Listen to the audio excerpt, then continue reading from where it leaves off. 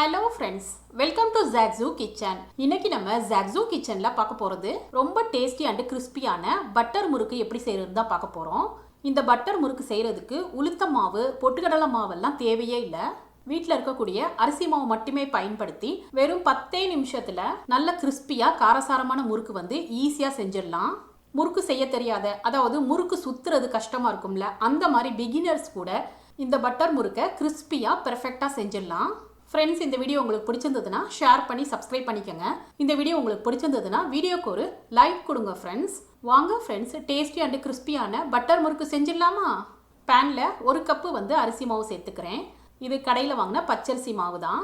அடுப்பை வந்து லோ ஃப்ளேமில் வச்சுட்டு நிறம் மாறாத அளவுக்கு லைட்டாக இதை ஒரு 2 நிமிஷத்துக்கு வறுத்து எடுத்துக்கலாம்.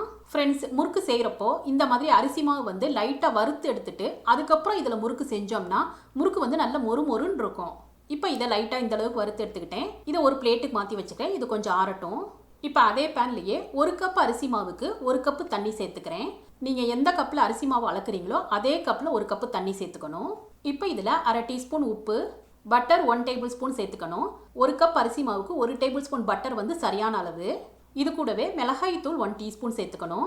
இந்த முறுக்கை வந்து நான் காரசாரமாக செய்கிறதுனால மிளகாய் தூள் சேர்த்துருக்கேன். இப்போ மஞ்சள் தூள் 1/4 டீஸ்பூன் சேர்த்துக்கிறேன். ஃப்ரெண்ட்ஸ், இந்த பட்டர் முறுக்கை நீங்கள் காரமாக செய்யலைன்னா மிளகாய் தூள் அண்டு மஞ்சள் தூளை நீங்கள் ஸ்கிப் பண்ணிக்கலாம்.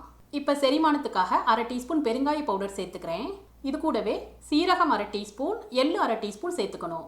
சீரகம் அண்டு எள்ளு சேர்க்குறப்ப முறுக்கு சாப்பிட்றதுக்கு நல்ல டேஸ்ட்டாக இருக்கும். இப்போ இந்த மசாலா தண்ணியை வந்து கொஞ்சம் நேரத்துக்கு கொதிக்க வச்சுக்கலாம். இப்போ இந்த அளவுக்கு தண்ணி நல்லா கொதிச்சதும் அடுப்பை வந்து லோ ஃப்ளேமில் வச்சுட்டு நம்ம வறுத்து வச்சுருந்த அரிசி மாவு சேர்த்துக்கலாம்.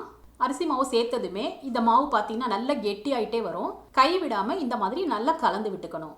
மாவில் சுத்தமாக தண்ணி இல்லாமல் நல்லா ட்ரை ஆயிடுச்சு பாருங்க. இந்த அளவு மாவு கலந்ததும் இப்போ அடுப்பை ஆஃப் பண்ணிவிட்டு இந்த மாவு வந்து ஒரு பவுலில் மாற்றி வச்சுக்கலாம். இந்த மாவு வந்து இன்னும் நல்ல சூடாக இருக்குது. மாவு வந்து சூடாக இருக்கிறப்ப நம்ம வந்து உருட்ட முடியாது. அதனால இது கொஞ்சம் ஆறட்டும். இதை ஒரு பிளேட்டால் கவர் பண்ணிவிட்டு ஒரு 5 மினிட்ஸ்க்கு ரெஸ்ட்டில் வச்சிடலாம். இப்போ ஒரு 5 நிமிஷம் ஆயிடுச்சு. இப்போ மாவு கொஞ்சம் ஆறி கை பொறுக்கிற சூட்டில் தான் இருக்குது. இந்த மாவு வந்து கொஞ்சம் சூடாக இருக்கிறப்பயே நம்ம வந்து மறுபடியும் கலக்க ஆரம்பிச்சிடணும். இப்போ இந்த மாவு கலக்கிறதுக்காக கையில் வந்து கொஞ்சமாக தண்ணியை நினச்சிட்டு இந்த மாவு வந்து நல்லா பிசைய ஆரம்பிச்சிடணும்.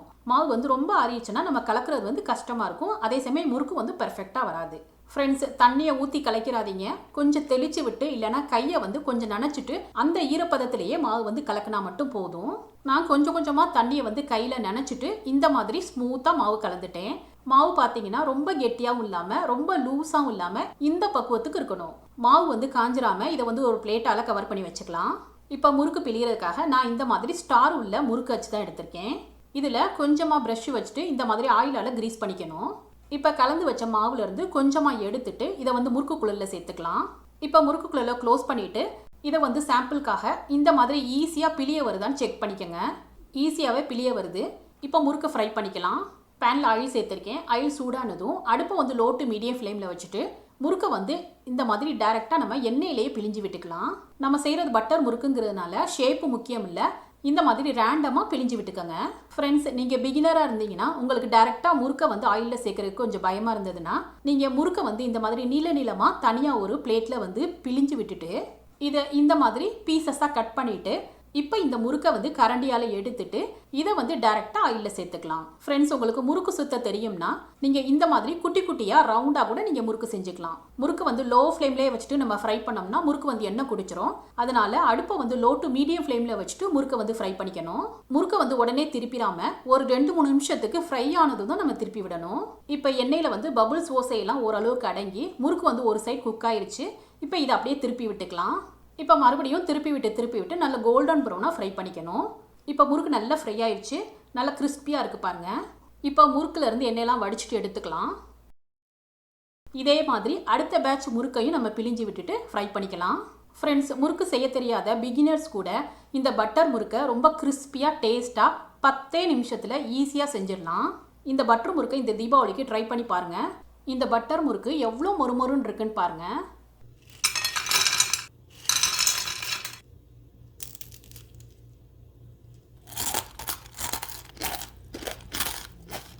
ஃப்ரெண்ட்ஸ், இந்த டேஸ்டி அண்ட் கிறிஸ்பியான பட்டர் முறுக்கு ரெசிபி உங்களுக்கு பிடிச்சிருந்ததுன்னா நீங்கள் ட்ரை பண்ணி உங்கள் எக்ஸ்பீரியன்ஸை கமெண்ட்டில் ஷேர் பண்ணுங்கள். சுவையான சமையல், சுகமான வாழ்வு. தேங்க்யூ.